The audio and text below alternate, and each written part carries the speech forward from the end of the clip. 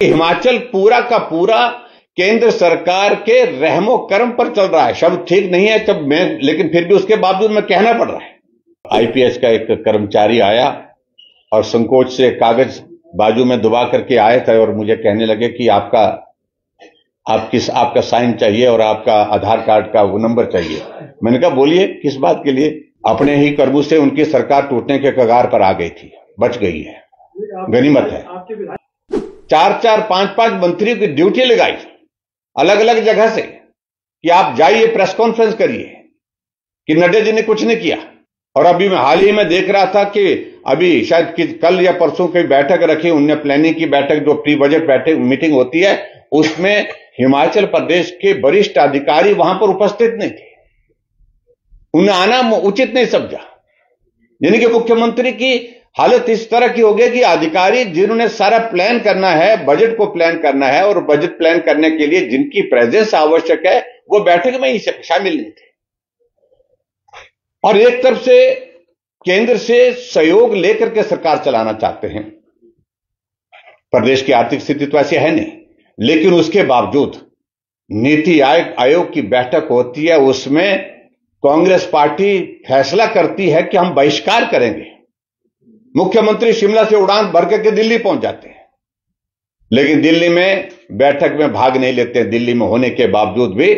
और इतनी महत्वपूर्ण बैठक, नीति आयोग की बैठक, यानी कि एक तरह की जो प्लानिंग की हमारी जो मीटिंग होती है, तो सबसे महत्वपूर्ण होती है। उसको चीफ मिनिस्टर जो है उसमें जाकर के उसमें पार्टिसिपेट करते हैं और प्रधानमंत्री जी की अध्यक्षता में वो बैठक होती है। उस बैठक में बाकी मुख्यमंत्री आए, लेकिन कांग्रेस और इंडिया गठबंधन के कुछ मुख्यमंत्रियों ने फैसला किया कि हम नहीं जाएंगे।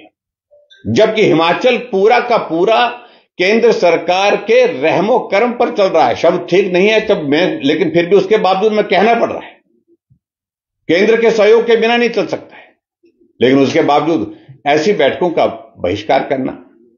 और अभी मैं हाल ही में देख रहा था कि अभी शायद कल या परसों की बैठक रखी उनने, प्लानिंग की बैठक, जो प्री बजट मीटिंग होती है, उसमें हिमाचल प्रदेश के वरिष्ठ अधिकारी वहां पर उपस्थित नहीं थे। उन्हें आना उचित नहीं समझा। यानी कि मुख्यमंत्री की हालत इस तरह की हो गई कि अधिकारी जिन्होंने सारा प्लान करना है, बजट को प्लान करना है और बजट प्लान करने के लिए जिनकी प्रेजेंस आवश्यक है, वो बैठक में ही शामिल नहीं थे। ये आज की तारीख में हिमाचल प्रदेश की एक स्थिति है। मैं कुल मिलाकर के आपके समक्ष मित्रों सिर्फ यही कहना चाह रहा हूं कि हिमाचल प्रदेश में जो भी अगर काम हो रहा है, विकास हो रहा है, उसमें केंद्र सरकार का बहुत बड़ा योगदान है। अभी हाल ही में हमारी पार्टी के राष्ट्रीय अध्यक्ष और जो हमारे केंद्रीय स्वास्थ्य मंत्री हैं जगत प्रकाश नड्डा जी बिलासपुर आए थे, और मुझे इस बात की खुशी है कि बिलासपुर में वो 180 करोड़ रुपए की और घोषणा करके चले गए हैं कि जो एम्स को, और चाहे इक्विपमेंट की बात है, इंफ्रास्ट्रक्चर की बात है, उन सारी चीजों को के लिए 180 करोड़ रुपए केंद्र सरकार और देगी। लेकिन उसके बावजूद कांग्रेस के मुख्यमंत्री के अलावा उनके मंत्री कहते हैं कि कुछ नहीं किया। और नड्डा जी की उस प्रेस कॉन्फ्रेंस के बाद 4-4, 5-5 मंत्रियों की ड्यूटी लगाई अलग अलग जगह से कि आप जाइए प्रेस कॉन्फ्रेंस करिए, कि नड्डा जी ने कुछ नहीं किया। और मैं इस बात को ऑन रिकॉर्ड कह रहा हूं, मैंने उस दिन सभा में भी कहा था यहां नाहन में, कि हिमाचल प्रदेश में एज यूनियन मिनिस्टर और हिमाचल प्रदेश से जितने भी नेता केंद्र में रहे, और उनमें से सबसे बड़ा योगदान अगर रहा है तो श्री जगत प्रकाश नड्डा जी का रहा है। All India medical institute Himachal Pradesh को मिलना, मेडिकल कॉलेजेस हिमाचल प्रदेश को मिलना, हमारे एमसीएच हिमाचल प्रदेश को मिलना और super speciality hospital Himachal Pradesh को मिलना, ये तमाम सारी चीजें हुई है। मैं दो आदमी को रिकॉग्नाइज करता हूं इस दृष्टि से केंद्र में जिन्होंने बहुत बड़ा योगदान किया, एक जगत प्रकाश नड्डा जी और दूसरे पंडित सुखराम जी। उनका भी बहुत बड़ा कंट्रीब्यूशन। हिली स्टेट हिमाचल प्रदेश एक कठिन प्रदेश, पहाड़ी प्रदेश में जो संचार क्रांति पूरे देश भर में, और उसमें हिमाचल प्रदेश पे दूर दूर गांव गांव में टेलीफोन की सुविधा पहुंची। ऐसे में इन सारी चीजों का मैं जिक्र करते हुए मैं सिर्फ इतना ही कहना चाहता हूं कि हिमाचल की सरकार केंद्र को कोसती है, केंद्र सरकार के हमारे नेतृत्व को कोसती है, प्रधानमंत्री जी को, हमारे केंद्र के मंत्रियों को, केंद्र की सरकार को। वो कतई भी उचित नहीं है। आप हिमाचल प्रदेश के विकास के लिए जिम्मेवार हैं। आज की तारीख में आप हिमाचल प्रदेश के लिए जो हिस्सेदारी, जो केंद्र सरकार के विभिन्न प्रोजेक्ट्स की, पर्टिकुलरली मैंने आज रेलवे का जिक्र किया, जो हिस्सा बनता है, जो पैसा बनता है, आप उस पैसे को जमा करें। हिमाचल चाहता है कि जल्दी से जल्दी हिमाचल प्रदेश की धरती पर रेलवे नेटवर्क आए, आने जाने की हमारी सुविधा यहां पर बेहतर हो। उस दृष्टि से यह बहुत आवश्यक है, जो पैसा हिमाचल प्रदेश को केंद्र में हिस्सेदारी के नाते जमा करना है रेलवे लाइन को बनाने के लिए, वो पैसा तुरंत जमा करें। ये मैं आज की इस प्रेस कॉन्फ्रेंस के माध्यम से हिमाचल प्रदेश के माननीय मुख्यमंत्री को संदेश देता हूं। Thank you. मुख्यमंत्री ने परसों एक इंटरव्यू में कहा कि 40% व्यवस्था परिवर्तन कर दिया हमने, 60%। तो व्यवस्था परिवर्तन को आप किस तरह देखते हैं? देखिए, ये एक जुमला उनने जो चलाया है, ये हास्यास्पद स्थिति हो गई है। अब आज की तारीख में आप देख रहे हैं कि आज सुबह ही मेरे घर में भी एक आईपीएस का एक कर्मचारी आया और संकोच से कागज बाजू में दबा करके आए थे और मुझे कहने लगे कि आपका साइन चाहिए और आपका आधार कार्ड का वो नंबर चाहिए। मैंने कहा बोलिए किस बात के लिए? बोलते जी जो पानी का मीटर लगा है उसके लिए हम वेरिफिकेशन कर रहे हैं कि कितने नल लगे हैं। तो मैंने कहा सारे गिन ले भाई। और उसके बाद मैंने उनको आधार कार्ड दिया, फिर कहा कि यहां आपको साइन भी करना पड़ेगा। फिर मैंने साइन किया। पानी पर टैक्स नल का चले या ना चले, एक तरफ से प्रधानमंत्री नरेंद्र मोदी जी एक अभियान के तहत काम करते हैं। जल जीवन मिशन के अंतर्गत पूरे देश भर में हर घर को नल और नल में शुद्ध जल, इस अभियान को चलाते हैं और उसमें सफलता हासिल करने में हिमाचल पूरे देश में पहले स्थान पर रहा। और हर घर में जब नल लग गया तो सुखू जी आते हैं, अब नल लग गया है तो टैक्स भी दीजिए। 100 रुपए प्रति नल के हिसाब से टैक्स की जो है आजकल औपचारिकताओं का दौर पूरा चला है।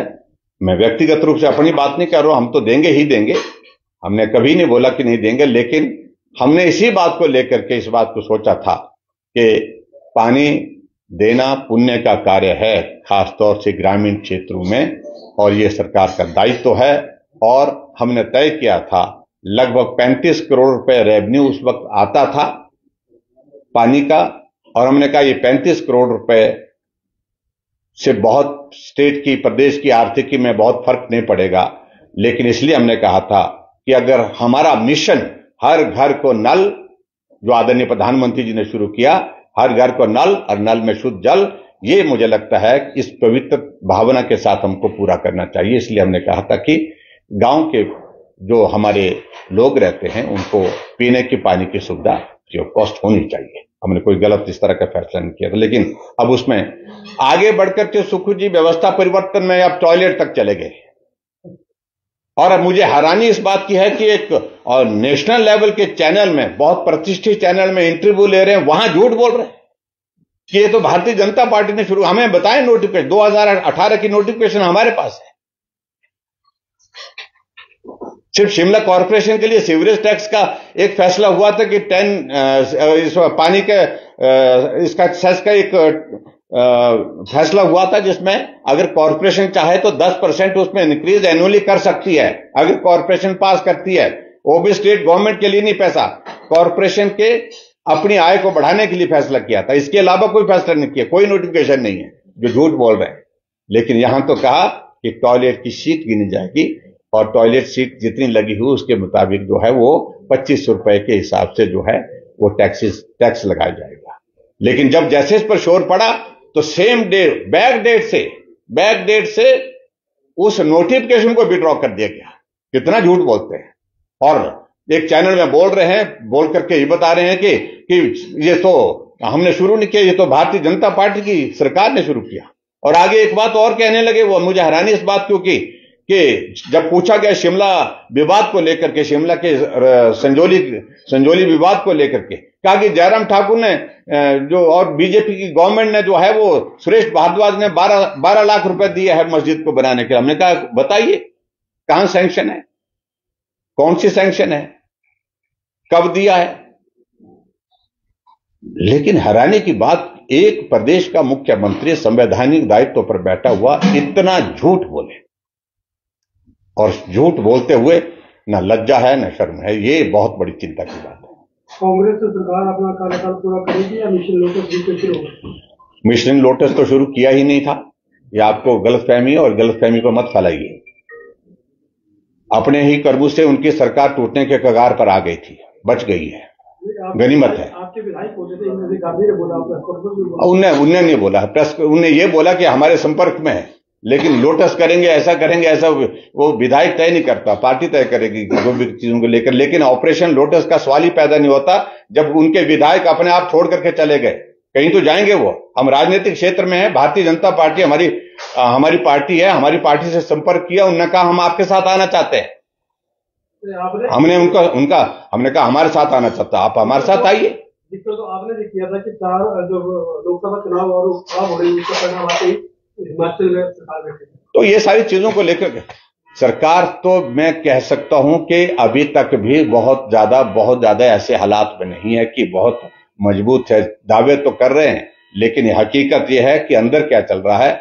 हमारी वजह से, हमने कहा हम नहीं करेंगे, हमारी वजह से नहीं, अपने कर्मों से सरकार जाएगी। So thank you very much please.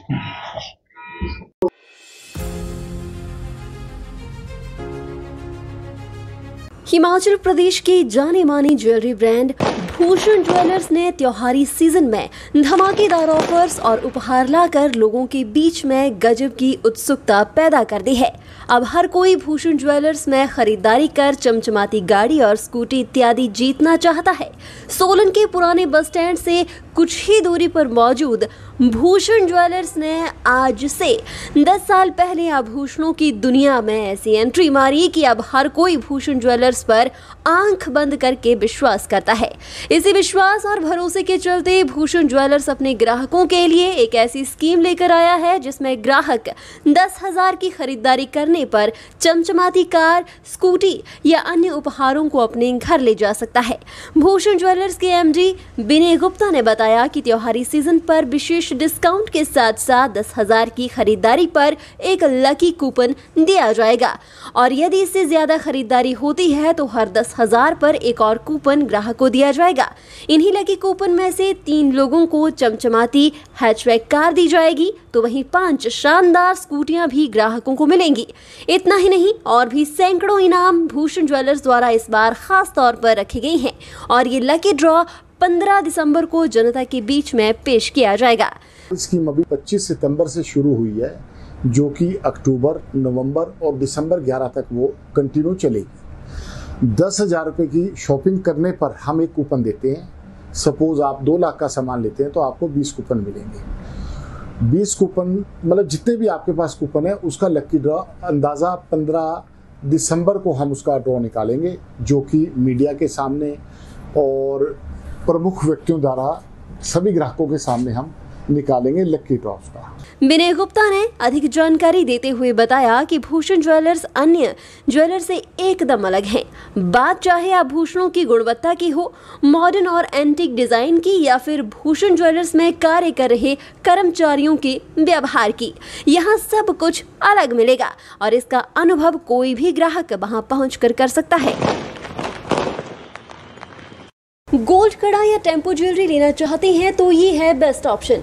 Himachal का popular jewellery brand Bhushan jewellers कड़ों के कलेक्शन में टेम्पो ज्वेलरी, शीट कड़ा, मीना व गोल्ड कड़ा, गेरू कड़ा, ऑक्सीडाइज गोल्ड कड़ा, बैंगल जैसी widest collection lowest making charges के साथ आपको बेस्ट प्राइस में दे रहा है।